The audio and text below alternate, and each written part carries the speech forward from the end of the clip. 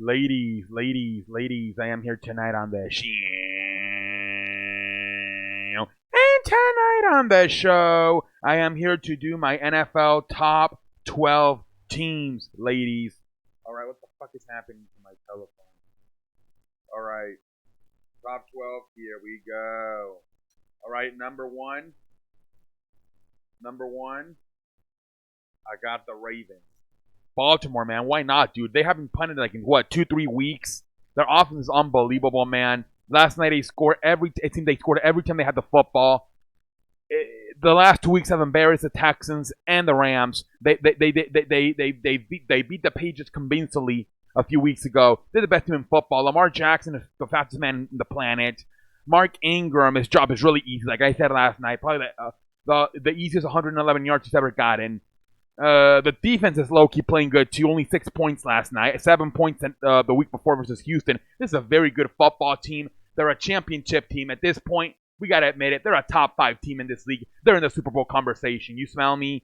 Number 2, San Francisco. This team, a very good defense. Got talent all over the damn field. George Kittle, Marquise Goodwin, Emmanuel Sanders. Matt Breida, Tevin Coleman. There is talent all over the field. Jimmy Pornstar, Nick Bosa, Richard Sherman. There's just talent all over the damn field. I think the second best team in football. I think Baltimore's better simply because they got Lamar Jackson. Number 3, the Saints. The Saints. Look, they got a very good team. My only problem with the Saints is that sometimes lately their defense is kind of questionable. They were a no-show a few weeks ago versus Atlanta. They gave up 31 to Carolina, almost lost. If not for the Carolina kicker missing some key kicks, they possibly lose that game. That is my problem with the Saints right now. Their defense is at times being inconsistent lately. But I think they're still a top 3, top 5 team in this league. Drew Brees has been looking, the last 2 weeks versus Tampa Bay. And Carolina this week has looked pretty good. Number 4, New England. Fantastic defense, but the problem is the offense. Don't have any vertical game. Emmanuel Sanders, I beg you pardon. Mohamed Sanu, your best wide receiver, along with Julian Edelman. There's not really a vertical game to this. They're at least last year they were running the football. This year they're not even running the football. I'm worried about the New England Patriots offense. I really am. But their defense is one of the best I've seen. Stephen Gilmore is fantastic as a defensive back. The only thing is, when they play teams like Kansas City and Baltimore in the playoffs, are they gonna, how are they gonna be able to hang with them? They're gonna have to rely on their defense to and play low-scoring games because they're not gonna be able to play in shootouts with teams like Kansas City and Baltimore. They're just not. They don't have the offense. Number 5, Seattle. Look, I love this football team right here. Russell Wilson is an MVP candidate. I believe he has 24 touchdowns, 3 interceptions. Chris Carson, the running back, is pretty damn good too. This is not the best defense in the world, but hey, it's good enough. Russell Wilson just making it work with these damn wide receivers. This Seattle team has come in out of nowhere. Everybody thought Seattle 2-3 years ago said once the Legion of Boom left, Errol Thomas left, Richard Sherman left, Cam Chandler retired. They're like Michael Bolden retired, Doug Bolden, the wide receiver, retired. They're in rebuilding mode. No, they're not. They still got Russell Wilson. They still got Pete Carroll. And just like this, they're a Super Bowl contender possibly. I don't think they're there with New Orleans, San Francisco, Baltimore, New England, San Francisco, but they're right there. They're right there, and they've been really impressive this year. Green Bay, number 6. My problem with Green Bay is they look soft at times, softer than toilet paper. That worries me in the playoffs when you play a team like San Francisco. If you have to, they're not going to play Baltimore unless they get to the Super Bowl. Possibly even the Saints. They look soft. It seems when they get punched in the mouth, they don't have an answer. Matt LaFleur, I'm still questioning some of his situationally. Some of can he adjust? You had 2 weeks to get prepared to face San Francisco, and you only put 8 points. Like Matt LaFleur, you got to look yourself in the mirror. I don't think they're tough enough. And I'm not a bigger fan. I'm not as big of a fan as Matt LaFleur as some of these other folks are. I don't think Matt LaFleur is Kyle Shanahan or Sean McVay. I just don't. I think they put him in that category because he was with Matt LaFleur was with Kyle Shanahan and Sean McVay in Washington, along with Mike Shanahan as the head coach. But Tammy, he's not as good as Sean McVay and Kyle Shanahan. Simple as that. There's a reason his defense was ranked. I beg your pardon. There's a reason when he was in Tennessee last year, the offense was ranked 29th. You smell me? Number 7, Kansas City. I love Kansas City. Patrick Mahomes, top 3, top 5 quarterback in this league. My problem is I keep saying this, just like I keep saying it with New England, they can't score enough points on offense. They don't have a vertical game. I say the opposite with Kansas City. Kansas City does not have a defense. If they had Peltel Bismo, they couldn't stop an offense from taking a shit on them. They couldn't stop a diarrhea. That's what worries me about this team, about defense. Can they get enough stop? I like everything else, but man, they just don't have it. They just don't have the defense, man. That's what worries me about this team. Worries me. Number 8, Houston. I think this is gonna be the team that's gonna come out of the AFC South. I think teams like Indianapolis, Tennessee have a chance, but I think Houston's teams can come out. I don't know how far they're gonna go. Deshaun Watson's fantastic. DeAndre Hopkins fantastic.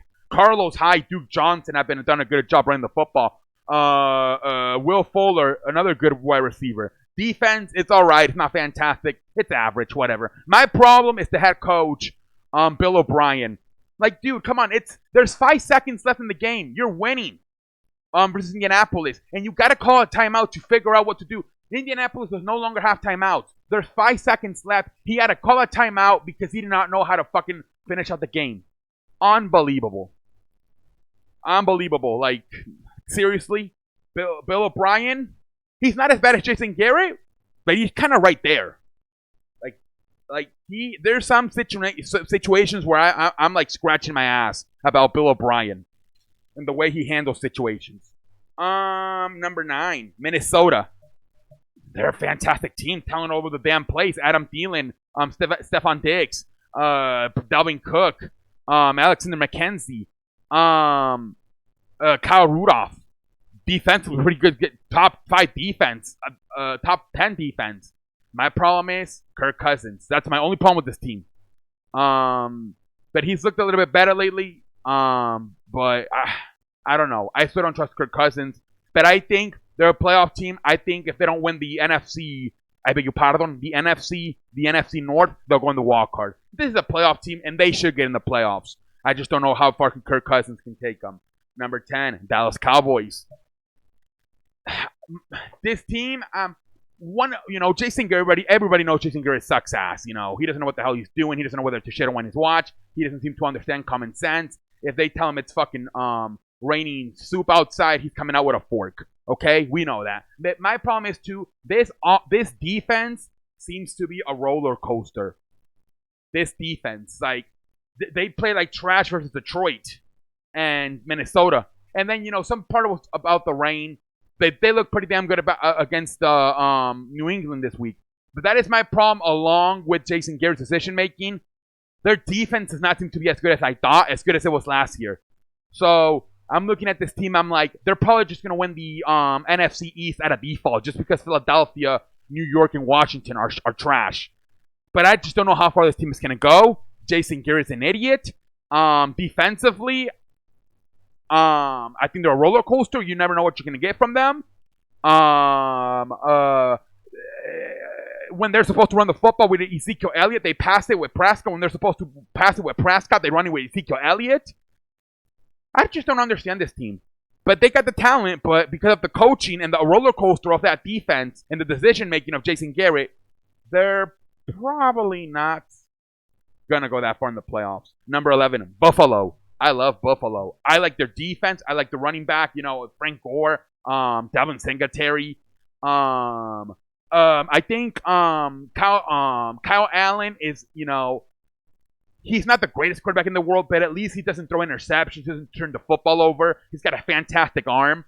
Maybe in a few years, maybe in a few years he can be a good quarterback. He's still learning. I think it's only year what? It's only year 2 for him. I beg your pardon. Yeah, only year 2 for Cal. For Kyle. I beg your pardon for Josh Allen. Only year 2 for Josh Allen. But I like him. I think he does a good job of he's not turning the ball over. I like their defense, like the running game, old school football. Run the defense and run the defense. I beg your pardon. Run the football and play defense. America's going to take a very good look at them. They got to look good. We all got a very good look at him a few weeks ago versus New England and how good that defense was. And we were all pretty impressed with that game. We're going to get another look at them on Thanksgiving when they play Dallas Cowboys. I'm excited to see that. 8-3, very good football team. Number 12, Tennessee. They have coming out of nowhere. They're now 6-5. Ever since they make the switch from Marcus Mariota to Ryan Tannehill, they are just winning now. Derrick Henry's running the football pretty damn good. It is unbelievable, man. I thought they were gonna have to start tanking, and they were gonna have to go get another quarterback in the draft. But I believe Ryan Tannehill is 4-1 as a starter. He might be playing the best football of his career. It is crazy. They're running the football with Derrick Henry. And they got themselves in the conversation along with Indianapolis and Houston as far as who's going to win the AFC South. It is impressive what we're seeing. Chicken Legs might have to consider becoming an astronaut so he can be in space and doesn't have to watch now Ryan Tannehill start being successful here with Tennessee. But this is crazy, man. This is crazy. Ryan Tannehill, who we thought was on his way to working at fucking Walmart, might actually end up being continuing being an NFL quarterback after what we're seeing. They got a huge win over at Kansas City a few weeks ago. They beat, I believe the final score was 42-20 versus Jacksonville. I've been impressed. I believe he's 4-1 as a starter, or at least in his 5 games. I've been impressed with Ryan Tannehill and Tennessee. They're number 12. All right, ladies and gentlemen, those are my what the fuck is happening? Those are my predictions. Let me know in the comment section what you think. And until next time, I am out like a light.